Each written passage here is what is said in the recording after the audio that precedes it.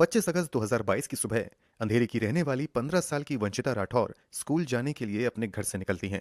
मगर 26 अगस्त को वंशिता की लाश नायगॉन रेलवे स्टेशन के करीब एक बड़े से सूटकेस में मिलती है। उसका जिस्म कंबल में लपेटा हुआ था। शरीर पर चाकुओं के वार के निशान थे। तो आखिर वंशिता की इस हालत का जिम्मेदार कौन था? इसी बात का पता लगाने के लिए पुलिस जांच शुरू करती है। मुंबई पुलिस की 10 टीम के अलावा अहमदाबाद क्राइम ब्रांच की टीम भी इस केस को सॉल्व करने में लग जाती है। एक हफ्ते से ज्यादा का समय लग जाता है। 2000 से ज्यादा सीसीटीवी कैमरे खंगाले जाते हैं। तब जाकर कातिल का पता लगता है। तो आखिर ये कातिल कौन था? उसने 15 साल की वंशिता की हत्या क्यों कर दी थी? ये शातिर अपराधी पुलिस को हफ्ते भर तक चकमा देने में कैसे कामयाब रहा था? और आखिरकार पुलिस इसे कैसे पकड़ पाई? चलिए जानते हैं डिटेल से सब कुछ इस वीडियो में। जैसा कि हमने बताया, इस कहानी की शुरुआत रोज की तरह वंशिता के स्कूल जाने से होती है।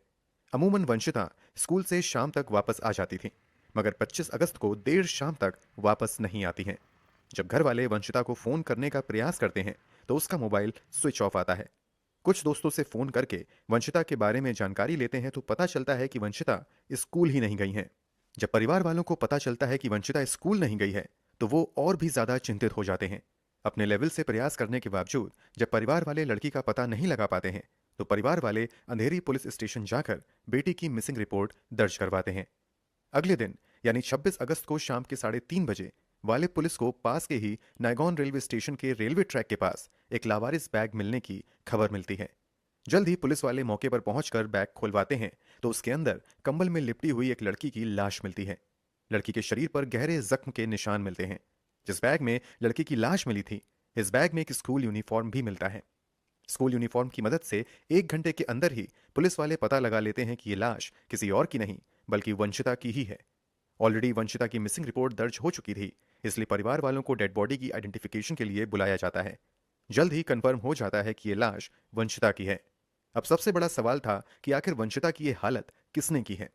सवाल आसान था, मगर इसका जवाब इतना पेचीदा होने वाला है, इसका अंदाजा किसी को नहीं था। शुरुआत में तो लोकल पुलिस ही इस केस की जांच करती है, मगर 1-2 दिन ऐसे ही निकल जाते हैं। फिर इस मामले को सॉल्व करने के लिए मुंबई क्राइम ब्रांच की 10 टीम लग जाती हैं। सबसे पहले आसपास के सभी सीसीटीवी फुटेज चेक किए जाते हैं, जिस रास्ते से अमूमन वंशिता जाया करती थी। घर के आसपास के सीसीटीवी फुटेज में वंशिता जरूर दिखाई देती हैं, मगर आगे जाकर वो स्कूल की तरफ जाने वाले रास्ते की बजाय किसी और रास्ते पर जाते हुए दिखाई देती हैं। फिर कुछ देर बाद की सीसीटीवी फुटेज में वंशिता 2 लड़कों के साथ देखी जाती हैं। सीसीटीवी फुटेज में वंशिता के साथ 2 लड़कों का दिखना इस केस में पुलिस के लिए पहला ब्रेक थ्रू था। पुलिस वाले सबसे पहले इन लड़कों के बारे में जानकारी निकलवाते हैं तो पता चलता है कि ये दोनों ही लड़के अपने अपने घर से लापता हैं। अब पुलिस वालों को शक होने लगता है कि कहीं ना कहीं वंशिता वाले केस से इन दोनों लड़कों का कुछ ना कुछ कनेक्शन तो जरूर है। बस इसी के बाद पुलिस वाले उन लड़कों की एक्टिविटी को ट्रैक करना शुरू करते हैं। इन लड़कों का मोबाइल लगातार स्विच ऑफ आता है, इसलिए पुलिस वाले लोकेशन ट्रैक करने में भी कामयाब नहीं हो पाते हैं।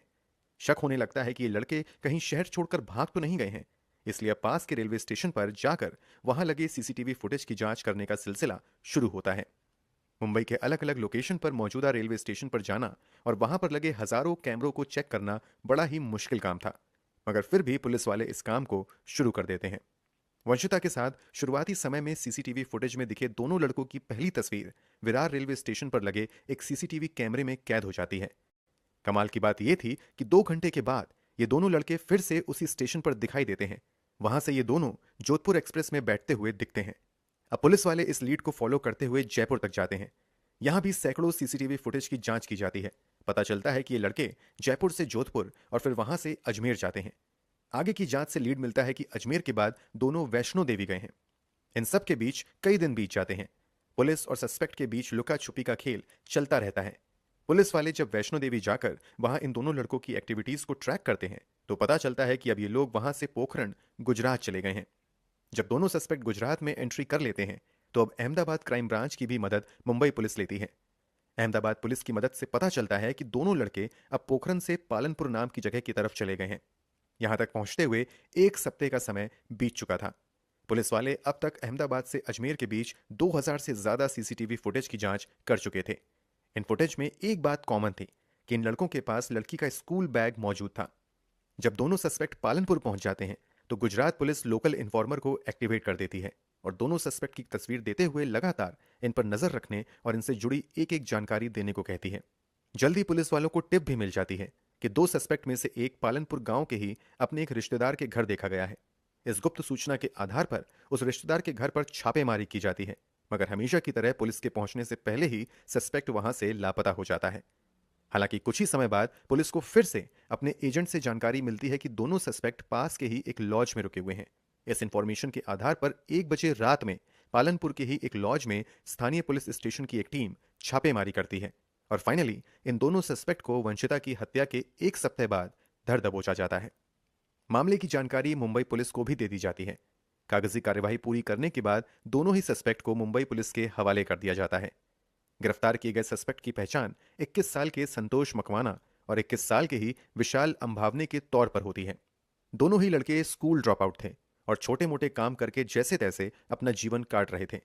मुंबई पुलिस इन दोनों को हिरासत में लेकर पूछताछ शुरू कर देती है। इस दौरान दोनों ही आरोपी हैरान कर देने वाला खुलासा करते हैं। पुलिस को दिए गए बयान के मुताबिक आरोपी संतोष मकवाना और वंशिता आपस में दोस्त थे। इन दोनों की दोस्ती सोशल मीडिया के जरिए हुई थी। कुछ दिनों की बातचीत के बाद दोनों का मिलना जुलना भी शुरू हो जाता है। खुलासे के मुताबिक 25 अगस्त 2022 को भी संतोष हमेशा की तरह वंशिता को मिलने के लिए बुलाता है। स्कूल के बहाने वंशिता घर से निकलती है, मगर वो संतोष के साथ चली जाती है। रास्ते में ही संतोष का दोस्त विशाल भी मिल जाता है। फिर ये तीनों विशाल के घर पर चले आते हैं।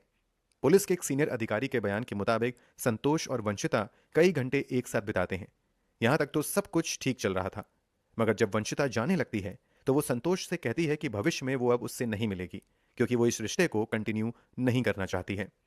पुलिस को दिए बयान में संतोष द्वारा किए गए खुलासे के मुताबिक वंशिता के मना करने के कारण दोनों के बीच विवाद शुरू हो जाता है। ये विवाद कुछ ही मिनट में इतना गहरा हो जाता है कि कमरे में संतोष का दोस्त विशाल भी आ जाता है। संतोष पास में खड़े अपने दोस्त को इशारा करके वंशिता पर चाकू से हमला करने के लिए कहता है। संतोष का आदेश मिलते ही विशाल एक के बाद एक कई बार वंशिता के पेट पर चाकू से कर देता है। वंशिता भाग ना जाए और वो जोर से चिल्लाए ना, इसलिए संतोष जोर से उसका मुंह बंद करने के साथ साथ उसे जोर से पकड़ कर भी रखता है। इतना ही नहीं, अगले ही पल संतोष विशाल के हाथ से चाकू लेकर खुद ही वंशिता के शरीर पर हमले करने लगता है और ये हमले तब तक जारी रखता है जब तक कि वंशिता की सांसें नहीं थम जाती हैं। जब वंशिता मर जाती है तो विशाल और संतोष मिलकर पहले तो वंशिता का स्कूल ड्रेस चेंज करके विशाल की शर्ट और पैंट उसे पहना देते हैं। फिर कमरे में रखे एक कंबल में वंशिता के शरीर को अच्छे से लपेट देते हैं और एक बड़े से ट्रैवल बैग में किसी तरीके से वंशिता के शरीर को उसी बैग में रख देते हैं। लाश को बैग में छिपाने के बाद दोनों घर के बाहर आते हैं और पास के ही एक ऑटो रिक्शा को भाड़े पर बुलाते हैं। फिर ऑटो पर ही बैग रखकर विले पार्ले रेलवे स्टेशन आ जाते हैं। यहां पर दोनों बैग के साथ विरार स्लो ट्रेन पर चढ़ते हैं। आगे ये नायगॉन स्टेशन पर उतरने से पहले 5:30 पर स्टेशन से ठीक पहले झाड़ियों के बीच एक ब्रिज के नीचे चलती ट्रेन से उस बैग को फेंक देते हैं। आगे ये दोनों वसई के लिए दूसरी ट्रेन पकड़कर चले जाते हैं। पुलिस के मुताबिक ये दोनों आरोपी वसई पहुंचने के बाद नई जीन्स और शर्ट खरीदते हैं। पास के ही एक सैलून में जाकर बाल कटवाते हैं और एक नए लुक के साथ वसई से विरार चले जाते हैं। इस तरीके से एक जगह से दूसरी जगह ये दोनों सफर करते रहते हैं और आखिरकार पुलिस की पकड़ में आ ही जाते हैं। इन खुलासों के बाद इन दोनों की ही निशानदेही पर पुलिस वाले पालनपुर से ही एक घर में छापेमारी करके इन दोनों का मोबाइल भी बरामद कर लेते हैं। इसके अलावा वंशिता का ड्रेस, स्कूल बैग इत्यादि भी यहां से मिलता है। अब यह तो साफ हो चुका था कि वंशिता की हत्या उसके दोस्त संतोष ने अपने एक और दोस्त विशाल के साथ मिलकर की है, मगर इस हत्या का मोटिव क्या था? इस सवाल का जवाब देते हुए पुलिस वाले खुलासा करते हैं कि विशाल और संतोष ने जो बयान दिया उसके मुताबिक जब संतोष और वंशिता की दोस्ती सोशल मीडिया के जरिए होती है तो दोनों का मिलना जुलना शुरू हो जाता है। इस बात का पता वंशिता के परिवार वालों को भी चल जाता है। फिर एक दिन परिवार वाले वंशिता को संतोष से दूर रहने के लिए कहते हैं। इतना ही नहीं, कथित तौर पर वंशिता के परिवार के कुछ सदस्य संतोष के साथ हाथापाई भी करते हैं। वंशिता के परिवार वालों द्वारा किए गए दुर्व्यवहार से संतोष का ईगो हर्ट हो जाता है। अब वो इस बेइज्जती का बदला लेने का फैसला करता है और फिर इस प्लान में अपने दोस्त विशाल को भी शामिल कर लेता है। चूंकि संतोष ने बदला लेने का पक्का इरादा कर लिया था, इसलिए वो वंशिता को किसी तरह अपने जाल में फंसाए रखता है। इस बीच वो विशाल के साथ मिलकर इस हत्याकांड को अंजाम देने की प्लानिंग में भी लग जाता है। ये सब कुछ करने के लिए अच्छे खासे पैसों की भी जरूरत थी, इसलिए संतोष एक दिन मौका पाकर अपने मां की ही गोल्ड का मंगलसूत्र 2 लाख में पास के ही एक ज्वेलरी शॉप पर बेच देता है। क्योंकि वो मंगलसूत्र चोरी का था, इसलिए एक दलाल के जरिए यह डील करवाई गई थी, इसलिए 10,000 रुपए कमीशन दलाल को भी देता है। बाकी बचे पैसों में से वो कुछ पैसा अपने दोस्त विशाल को चाकू और कुछ जरूरी सामान खरीदने के लिए देता है। आगे प्लान के मुताबिक ही संतोष वंशिता को मिलने के लिए बुलाता है, कुछ समय साथ बिताता है, फिर बहाने से झगड़ा शुरू करता है। और इसी झगड़े के बीच संतोष का इशारा मिलते ही विशाल वंशिता पर चाकू से हमला कर देता है और आगे घायल वंशिता को संतोष अपने ही हाथों से मौत के घाट उतार देता है। आखिर संतोष ने इतनी परफेक्ट प्लानिंग के साथ इस हत्याकांड को अंजाम कैसे दिया और पुलिस से बचने में कामयाब कैसे हो गया? इसके जवाब में संतोष बताता है कि वो पिछले काफी समय से लगातार क्राइम पेट्रोल जैसी सीरीज देख रहा था। इन्हीं सब चीजों को देखकर उसे क्राइम करने और फिर क्राइम से बचने का आइडिया आया और इस भरोसे के दम पर उसने इस हैवानियत को अंजाम दिया। संतोष अपनी दोस्ती का हवाला देते हुए विशाल को भी इस जुर्म में शामिल होने के लिए राजी कर लेता है। इतना ही नहीं, विशाल को यकीन भी दिलवा देता है कि वो ये सब कुछ करने के बावजूद पुलिस को चकमा देने में कामयाब रहेगा और फिर जब एक समय बाद सब कुछ शांत हो जाएगा तो वापस मुंबई आकर अपनी नॉर्मल जिंदगी जीने लगेगा। मगर पुलिस की अथक मेहनत से संतोष की सारी प्लानिंग धरी रह गई और उसके जुर्म का पर्दाफाश हो गया। संतोष और विशाल दोनों पर ही हत्या समेत कई संगीन धाराओं में मामला दर्ज करने के बाद जेल भेज दिया जाता है। लेटेस्ट इंफॉर्मेशन के मुताबिक ये दोनों फिलहाल जेल में ही हैं। इस केस में कोई भी अंतिम फैसला नहीं आया है।